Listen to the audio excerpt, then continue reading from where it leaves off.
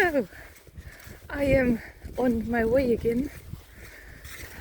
I don't know if you see it, I don't think so, because today it hasn't gotten properly sunny, but I've started kind of late.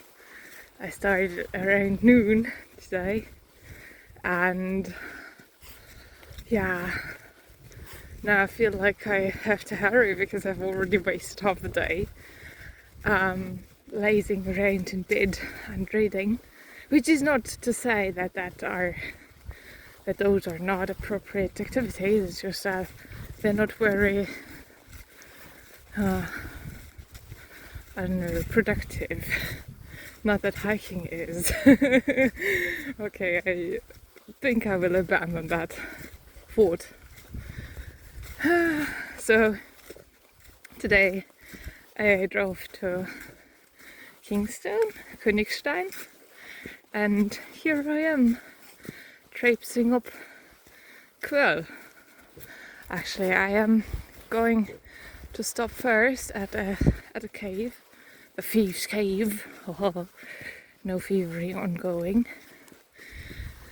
Where, yeah, first sight, I didn't know nothing would happen. And today I'm actually hiking on the weekend, which means that I've already met people. So unusual.